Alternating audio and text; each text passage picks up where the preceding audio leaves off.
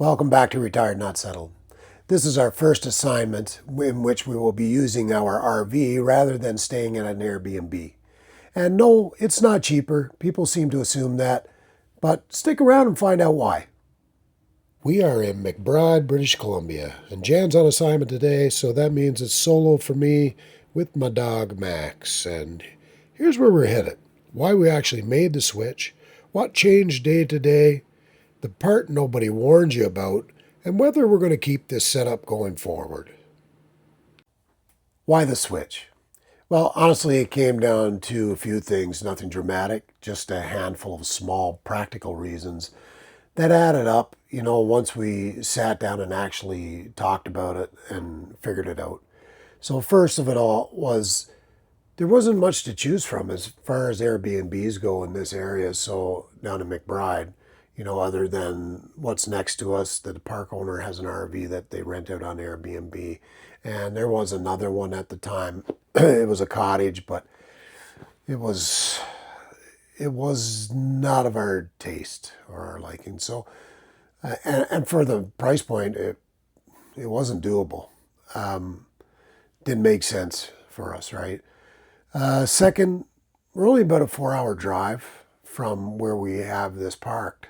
So, it wasn't a big production to get it out, go and get it out there and bring it down here.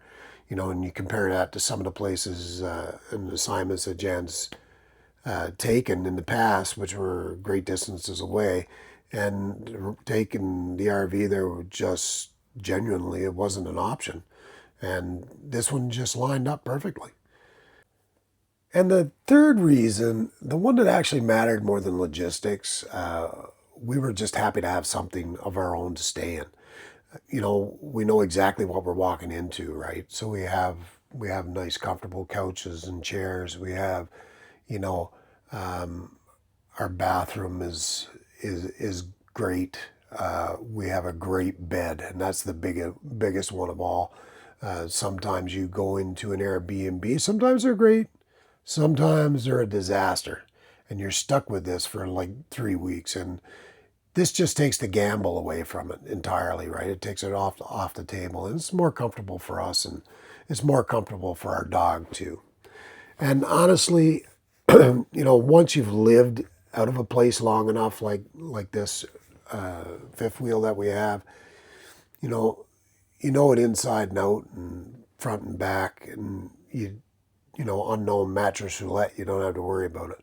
And every time you switch assignments, it starts to feel unnecessary, to take an Airbnb if you have something like this, and if it's close enough, right? I mean, of course. But it wasn't totally a clean decision, I guess. There were trade-offs, minimal ones, but we had to set everything up ourselves. I mean, big deal, right? Really, when we arrived, and no walking into an Airbnb and just dropping our bags and yay, we're here, right? So there was work, and of course there was a cost with bringing it down here too, and not the one you'd think though. So stick with me, and I'll get to it. The numbers and the logistics. So let's talk practical for a second, because I know that most of you are here for that, for the numbers and the real costs and whatever. So let's get into it. Here's the thing that, staying in our RV actually cost us more than an Airbnb would have. That sounds backwards, I know, but let me explain. Because I think people assume that, staying in your RV life is automatically a cheaper option, and it's not always that simple. Jan's work covers our accommodations. So it covers us staying in an Airbnb or in our RV, up to a certain amount of money, of course, right? There is a budget. Ours fits within the budget. And let's say the cottage that we could have stayed in did not, and we would have had to pay the difference out of pocket. So on paper, yeah, we come out way ahead, and if the story stopped there, it would just be an easy win. But here's where it flips. Our work covers mileage, It does not cover fuel. And this fifth wheel is 42 feet long, and towing this fifth wheel down here and then back to where, where we have it stored, when this assignment wraps up, I mean, it's going to cost us, between 350 and 450, just round trip, and that's diesel. So, whatever you're pulling it with, and I mean, it all adds up when you're towing something, this size. So that $350 to $450, right? If we had to stayed in an Airbnb and left the rig park where it was, then yeah, so you can actually do the math and the savings on the accommodation minus what we spent getting here. Of course, it's not a clean win, right? When people assume RV travel automatically is, and there, it's not a. There's a real number attached to the choice that you make, and honestly, that $350 or $450 is inconsequential to us. It's nothing, compared to the comfort and the peace of mind that we have being in our own place. But I want to state it plainly. I mean, because I think a lot of people go into this assuming it's a slam dunk cost saver, and it's just not. Not once you factor in fuel. So what's different day to day? So what does a normal day actually look like now? Let me walk you through it. Look, even with the most comfortable place to stay, there are still things that we wouldn't have to think about if we had to stay at an Airbnb. Such as setting this place up and tearing it down when we're done. Hooking up the water and the electric, and and doing dumps of our tanks, right? Having to go over to the dump station and then bring it back, which you'd have to do a couple of days a week, for 3 weeks. I mean, that's a few times, right? So, it's minor inconveniences, but it's still, a little inconvenient. But, I don't know what else to say about it. I don't really want to complain about it, because on the flip side, we have these beautiful facilities over here. The washrooms and the showers are great. They're nice and clean. Good water pressure. Everything is always clean there, and it's just a short walk away. So it could always be worse, and it really takes the sting out of having to dump it, right? So it's not too bad. I'm not going to complain. That's for sure. And there are generally some activities to do here too, as well. Like they have bocce ball and horseshoe pits and a place for kids, right? For I mean, we don't have any kids here, but overall, it makes the experience a little bit better, right? Than if you were in an Airbnb. Although I've seen some really good Airbnbs with lots of stuff to do and good facilities and stuff, but.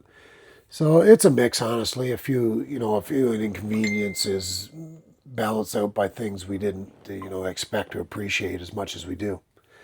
And remember the cost I mentioned earlier, that $400 or $350 to $450 in fuel is going to end up costing us. So here's how it actually played out. It just didn't matter. Not once we were here. It's the kind of number that sounds like it could sting, but it just doesn't. And, not against everything we got, out of being in our own place, right? It takes the sting out of that. So there's some, Jan's at work now, and this is new territory for me. Usually we go through this editing process and making some of these videos together, and but today she's not, so I'm solo, which is good. And it's a little different. Today it's just me and Max, which is kind of nice. But I just cleaned the kitchen, scrubbed the bathroom, right, and did the floors. Got things organized the way I like it, and just moving through a small space like this and putting things right, no rush. Took Max for a walk, and the rest of it was just soaking up the scenery on a nice, beautiful, sunny day like today. So we walked down walked down through town and went out to the bird sanctuary, and just got some nice glimpses of the mountains. And yeah, it was a good day for the both of us.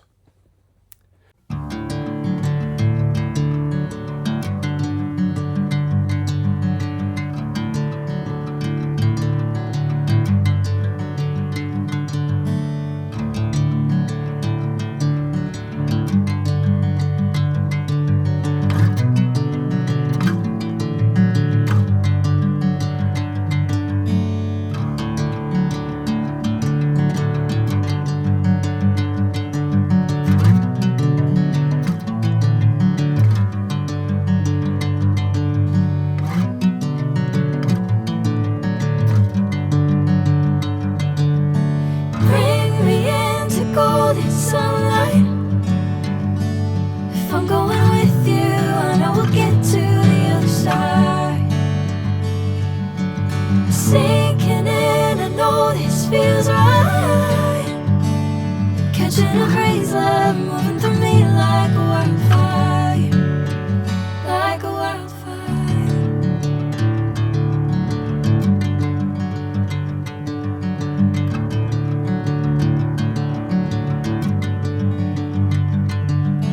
Hey, I'm never the same.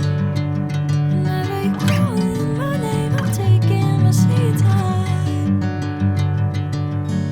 Hey, whatever the plan, I know I'm holding the best of me out of my hand. I know you always understand. Bring me into golden sunlight. If I'm going with you, I know we'll get to the other side. Sinking in, I know this feels right. Catching a breeze, love moving through me like a wildfire. It's a strange kind of quiet, though. Here, not bad, just different from what I expected from retirement, solo time. What it would feel like for me. And I think when you picture retirement, you picture two of you, right? It's you and your wife, or you and your husband, or you and your significant other, I guess. Together all the time, and mostly that's exactly how it has been.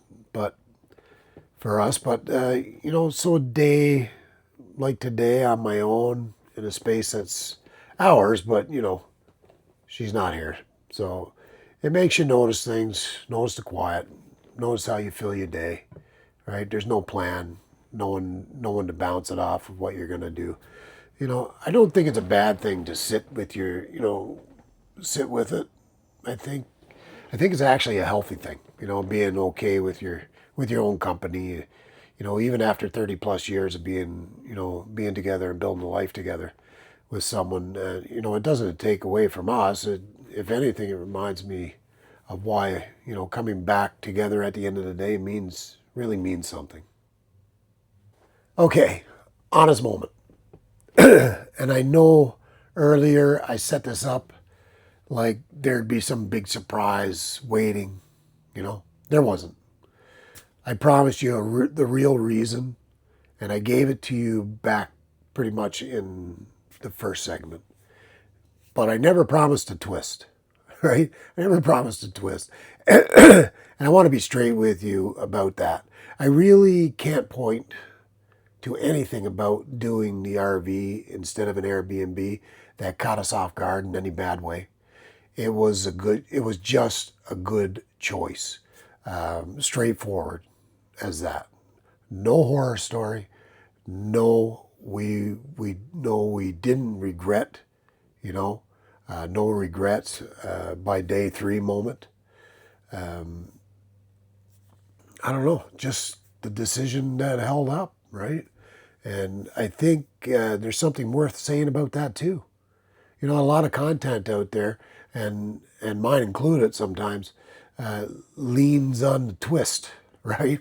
And the thing that went wrong, the lesson learned the hard way, and and that's real. That happens. That stuff happens. But sometimes the story, you know, isn't. Here's the twist, right? It's we thought this through and it worked, right? You know, surprise, surprise. That's still worth sharing. You know, not everything has to go sideways in order for it to be worth talking about. I guess that's essentially what I'm trying to say. And if anything, you know, the confidence we have in the decision now is the story, right? We didn't get lucky. We made a call based on what we actually know ourselves and how we like to live our lives and how we paid, you know, how it paid off exactly the way we hoped. So, how does this actually stack up against Airbnb? So, does this actually stack up against how we used to do it? Airbnb, easy. You walk in, you sit down, you drop your bags, I guess, right? And it's ready for you.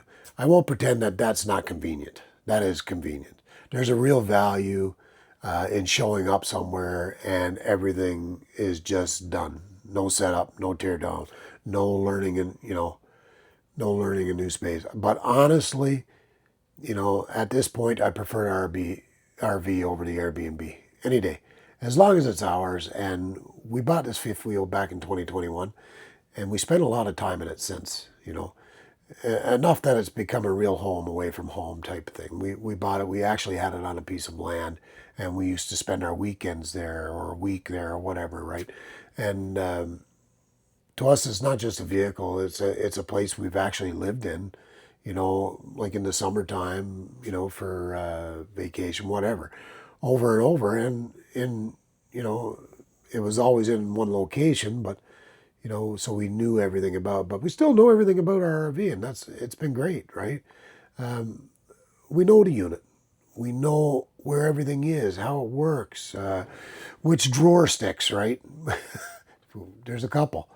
And how the hot water behaves, like how to deal with the tank, all those small things you learn, you know, by living somewhere long enough, I guess. The familiarity, I guess, right, is worth more to us. And to Max, who's conked out on the floor, he's having a good sleep. You know, the convenience of just walking in somewhere into somewhere new, it's worth more to us than that. And I think that's the real core of it. Convenience is nice, but familiarity is comfort, right? And at this stage of our lives, comfort wins more often than not. Trust me. So what's next? Which brings me to the next natural question: is this the new norm for us? Yeah, yeah, I think it is, but with some real limits. And I want to be honest about those instead of making this sound like, you know, this is the answer for everyone. Winter is a hard no, not happening. Towing a fifth wheel and living in it through BC winter just isn't something we're set up for or desire to do. You know, we don't want to be a part of it. That's a whole different level of gear and, you know, the risk of what what we're doing now. And if an assignment's too far away, I mean, it just stops making sense. The fuel costs, time on the road aren't worth it anymore, right? So there's a point where the math from segment 2 of this video stops being inconsequential and starts being a real factor. And we haven't hit that point yet, but we know it's out there and we know it's going to be, you know, it's coming quick, right? Summer doesn't last forever in BC. You know, not too bad down on the island, of course, but up in these parts in northern BC, no, absolutely not. But, you know, within a 4 or 5 hour run right now, like in the summer months, even the fall, you know, from where we have it stored, absolutely every time, no doubt about it. As you know, as long as it's ours to bring along, the RV wins over the Airbnb every time, no question, no going forward. You know, so going forward, that's basically our rule of thumb. Check the distance, check the season. If they both line up, the RV comes with us. So at the end of the day, this is just another version of what retired, not settled has always meant for us. We're not locked into doing things one way just because it's familiar. We've tried both and we know what works for us. And retired, sure. Settled, not even close. If you've ever made a switch like this and traded one way of living for another, mid-life style, I want to hear about it. And just drop it in the comments. I read every one of them. And if this is the kind of thing that you want to hear more about and you want to see more about, then hit the subscribe button. We got a lot more of this life to figure out. Not settled down and not settling for less. See you in the next one. Punching in, I'm independent though. Staying prayed up, ain't nothing gon' phase us, ain't never gon'